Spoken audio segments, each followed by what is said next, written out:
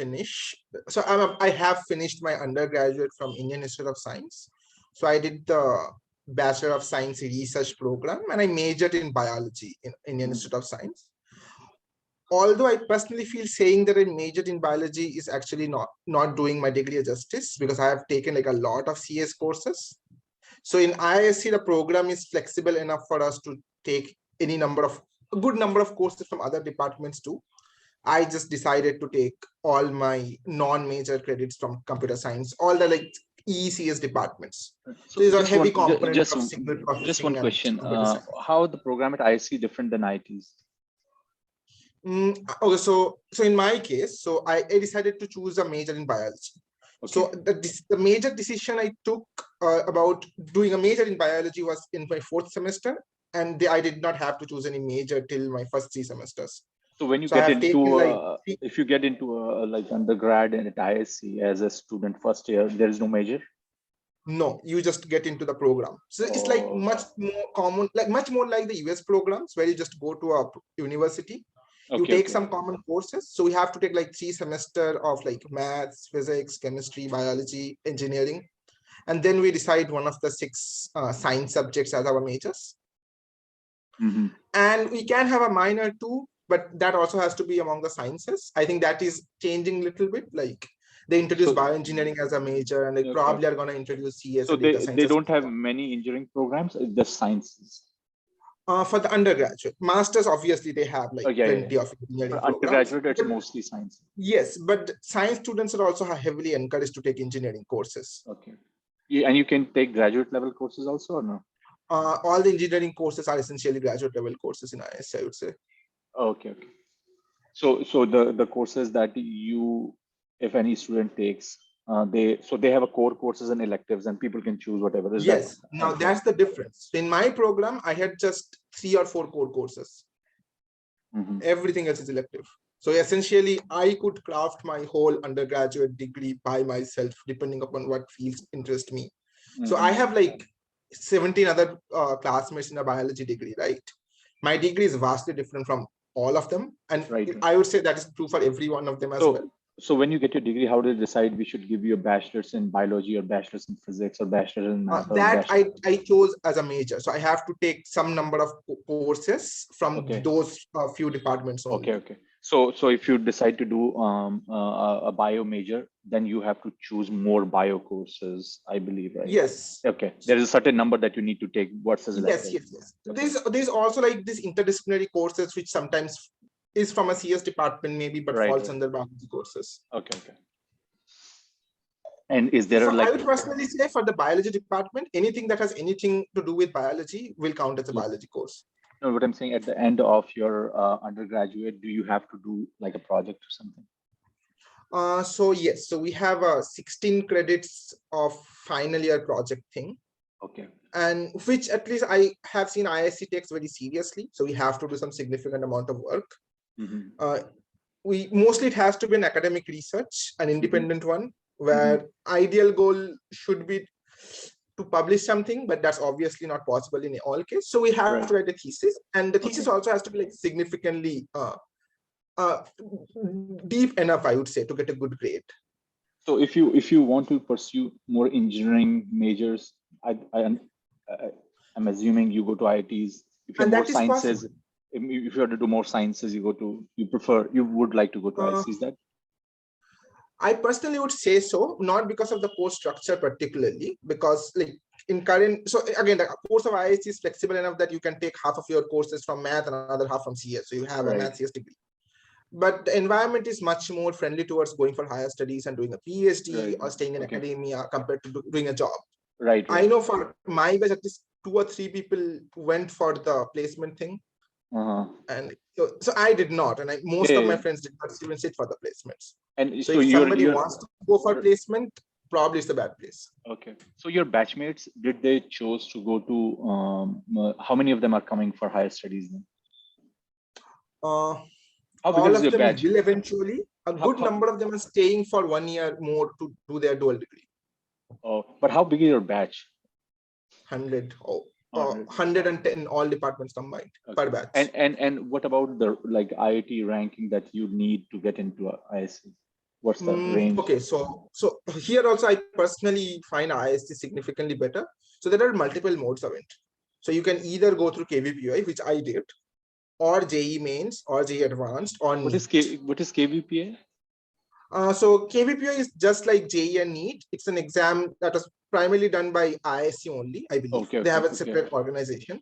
okay, okay. So it's again a national exam. Okay, Some got it. 2.5 lakh people used to write it.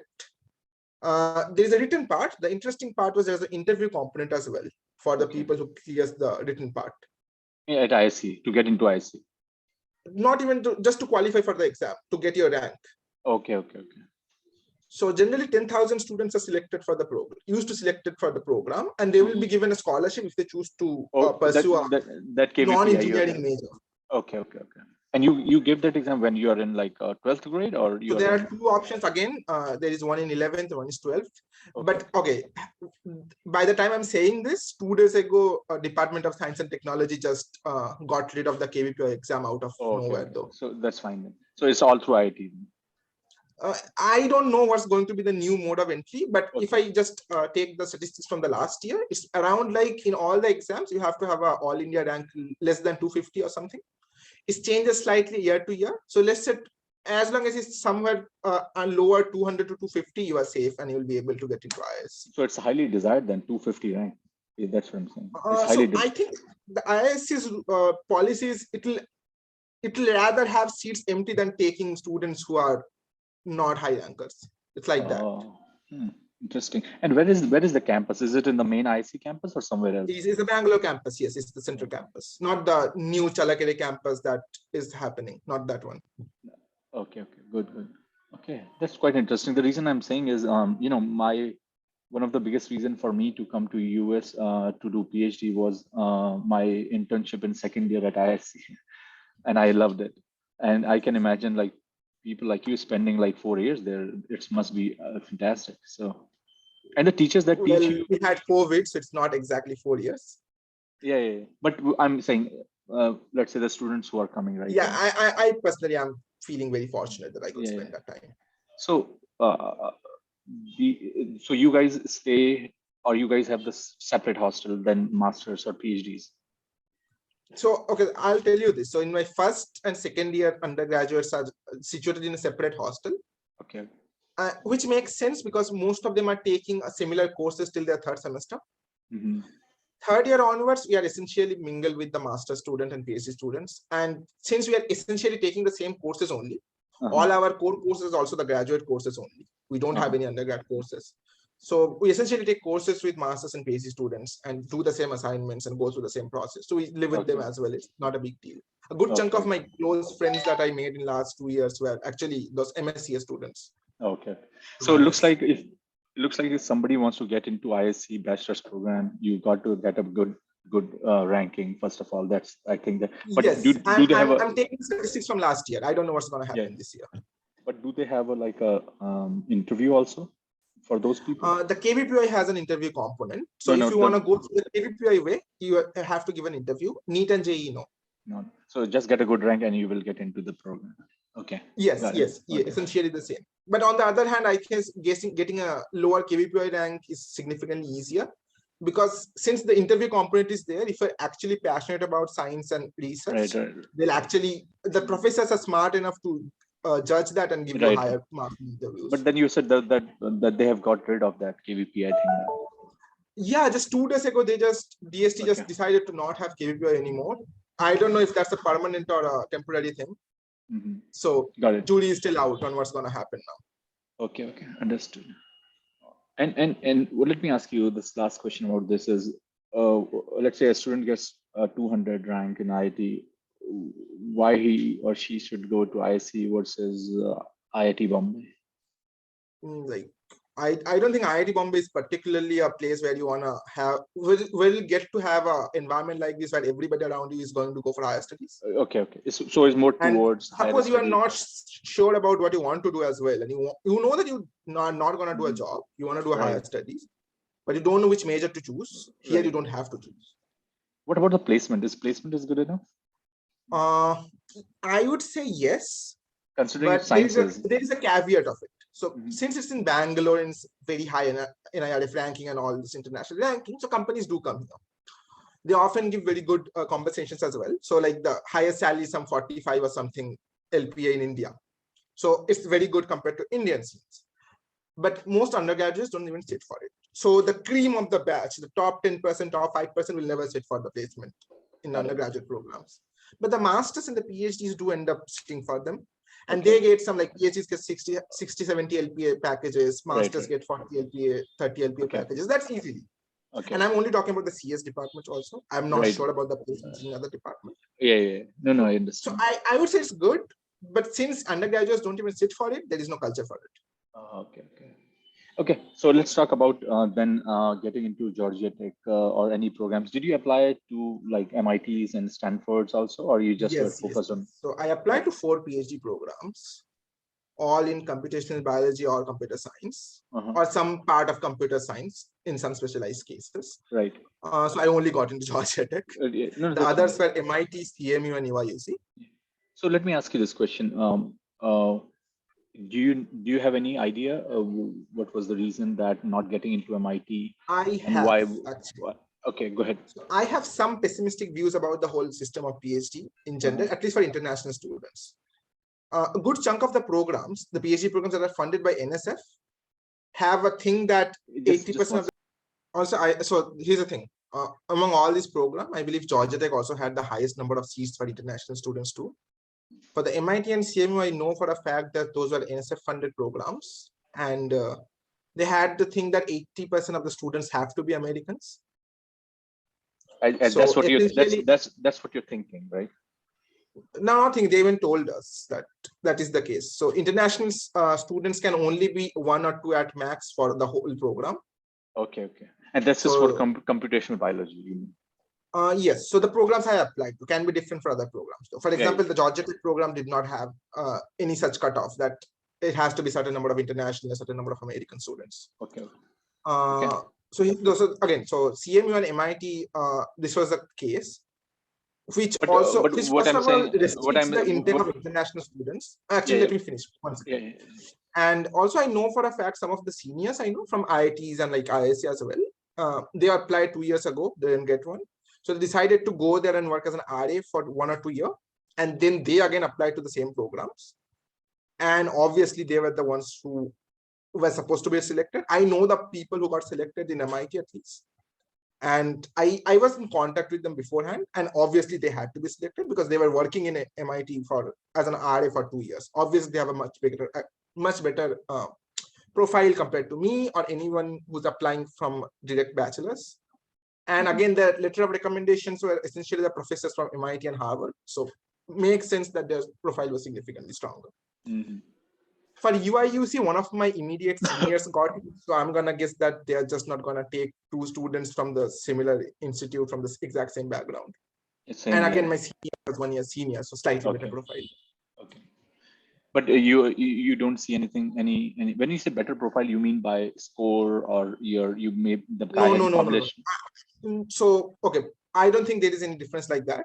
Like I had 2 papers published by then, and I'm gonna guess that's like a reasonable amount of research for an undergrad. Oh yeah, definitely.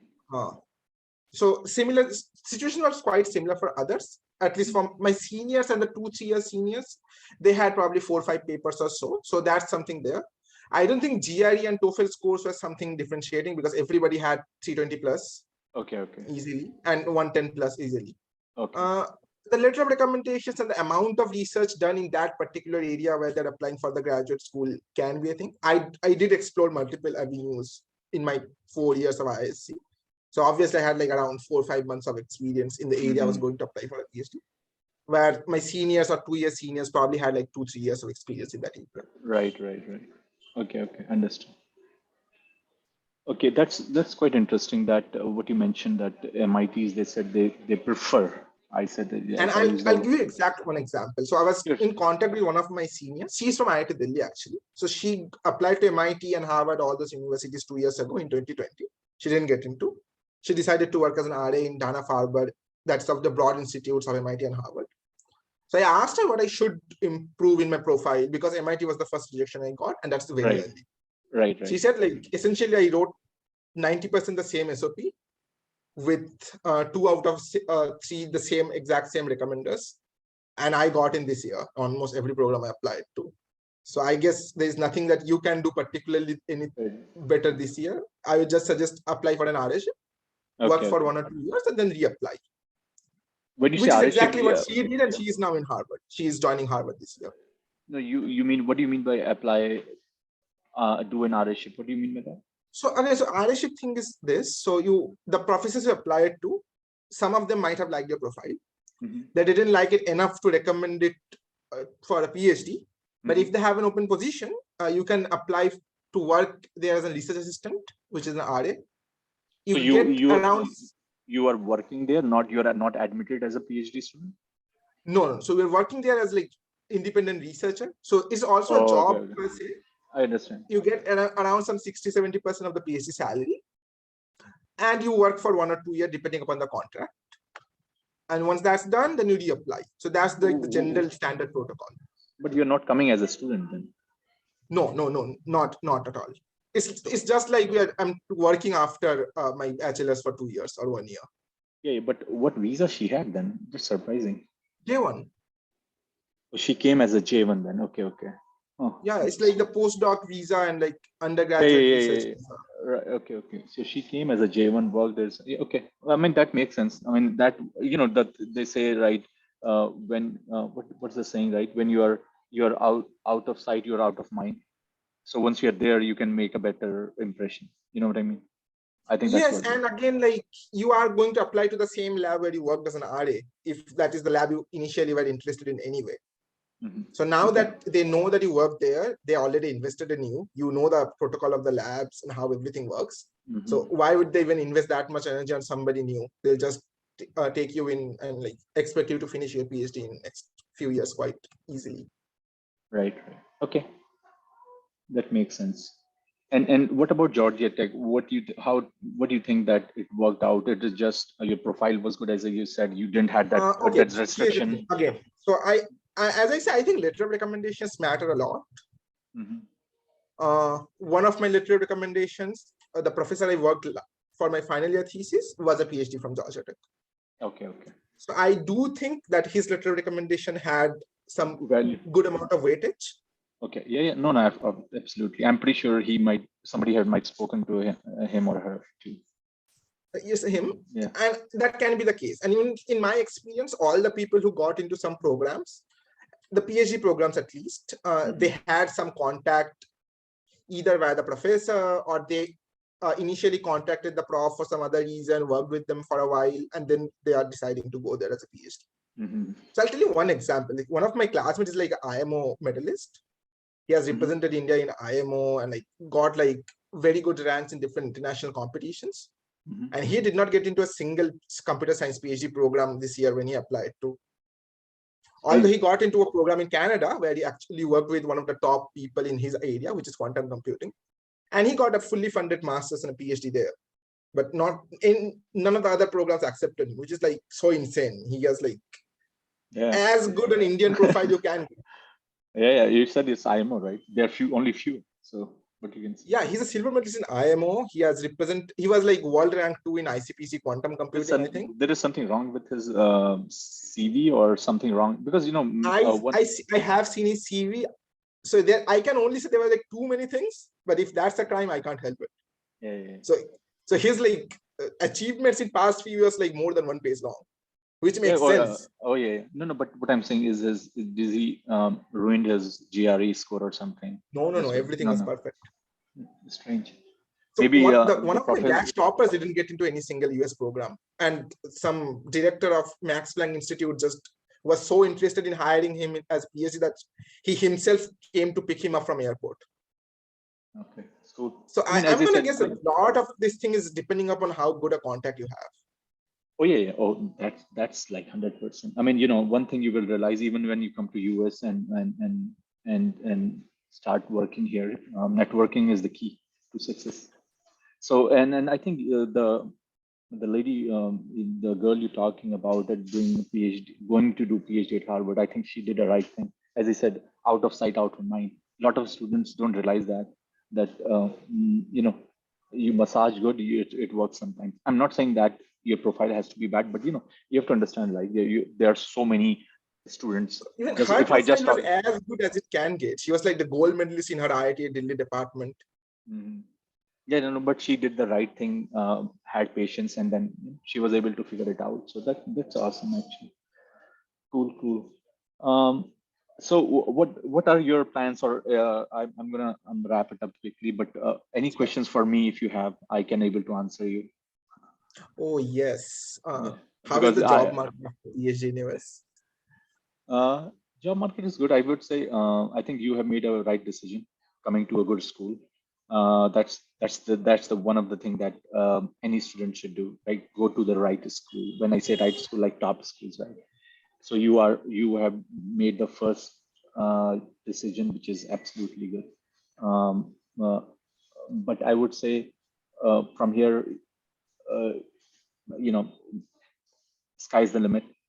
Don't think too much about people talking about politics and visas and all that. Students come here every year, everyone gets a job. So that's not the problem. I think only thing you have to figure it out what you want to do, what interest. That's something that bothers me the most, even like now, like what Yeah. exact area I want to work in. No, no, but as you said, I'm pretty sure when you come to Georgia, unless until you have an RA, because sometimes what happens is if you have an RA, you are assigned to a professor right away. But usually in these schools, you are assigned a TA for first year, and that allows you to shop around. Oh yeah, so yeah, I kind of am fixated upon the professor I want to work with. Yeah. So yeah. And So that's because like it's the exact same area that I was anyway working. yeah, So I know the yeah. field and I like it. All right. So that's what I'm saying. Like many students know, so they go, right? And there is a risk. Sometimes your professor, you don't know. I mean, this is just IQ, right? What about his Yeah, EQ, I right? know. Like good thing is I actually have like, Yeah. so my So that's professor was yeah. used to work with that professor. So Yeah, so that's good. But what I'm saying is, otherwise, many schools, what they do, you do first at PA, you rotation shop system. around, you go every lab, and then so that's also a good program. But as I said, from here, you probably you have good chance to either choose an academics, right? If you want to become a I professor, personally think I like, so for some reason I am more interested in industry research per se, so you can do because that in too. CS that is a thing which is like very well funded as well. Mm. So you're coming to a CS program. Yes, it's computational Okay, science and okay, engineering, which okay. is like a specific part of the CS department. Right, right. And as I said to you, if you read the Steve Jobs autobiography, one of the line there is the the most research and most upcoming field is the merger of technology and biology, and you're right there. Yeah, So yeah, I so did I read the book though. yeah. It So was so awesome. right, right. So I think make a good out of it. And as I said, you are doing all the right things. You will have chance to go to academics. You will have a chance to go to industry. You have a chance to do whatever you want to do. So For like my PhD program actually actively encourages us to take summer internships every year. So I'm planning to utilize that. oh yeah, do that then. I mean, especially if you plan to go to industry, I would say I don't know if there is any any any technology company who doesn't work in that sort of a area, whether it's Elon Musk, Neuralink, or just Google, or anyone for Even that my matter. research is essential on algorithms. It definitely has a lot of application in biology, but Yeah, yeah. the reason I chose a CS program and over a bio program and doing CS there was to make sure that my fundamentals in CS is also strong. I know my biology fundamentals are pretty solid because of the ISC program I went Right, through. right. No, And no, but as I I said, I wanted to think, make sure my CS fundamentals are strong too. oh yeah. And if you get stuck with a good project that has a good amalgamation of bio, computational, and all that, it's awesome. I know few of one of my friend has a PhD from bioengineering from Hopkins, which is like the most sought out program. Yeah, I Uh, did work there as an intern though. yeah, yeah. So you know, so as I said, these are the one of the good programs that you are coming in. So you should be good. So and don't worry about job and all that. Right now, focus on what you are working on and I your personally interest. am not worried about that because anyway, I have a work permit of 3 years after I finish my degree. No, no. As I said, it's you will be fine. So do the just enjoy what you are working on. That's more important. Okay. good to hear Yeah, that though. yeah, Like yeah. you're the first person I'm hearing who's saying like do not worry about job visas and stuff, because generally internet is filled with those information mostly. That's a garbage. You have to understand, every year, if I'm not wrong, close to 70, 80,000 students come here and everybody does fine. And it's not like being an international student, don't go through those issues, those problems as you went through, right? So everybody will go through. That's okay. Like personally, I have no inclination towards any country or anything. As Yeah, long as I'm working on something interesting, I'm just as happy as it yeah, can be. yeah. So you will be fine. But any other question? And thanks for your time. Actually, it was very, It's, very it's my helpful. pleasure. I have been following your channel for a while. So Thank I you. actually started watching your videos like since the initial 5, 6 videos you uploaded. Yeah, okay. Yeah. So Actually, yeah, I started this during COVID when a lot of students were looking for some help. So, and as I said, I do volunteer, and thanks for helping this out, and hopefully other students who are. And for me, this was a new thing because I didn't know much about the IC program. So that is a valuable information, I would say, I definitely. remember you did interview one of my like 2, 3 years seniors from ISC though.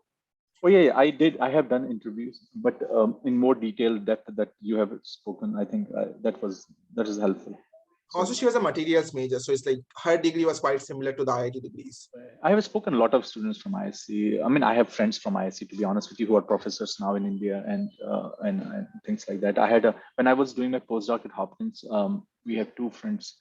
Both of them are a professor at IIT and now. So Oh, okay. I have one question. So, is postdoc a necessity in industry research? No, right?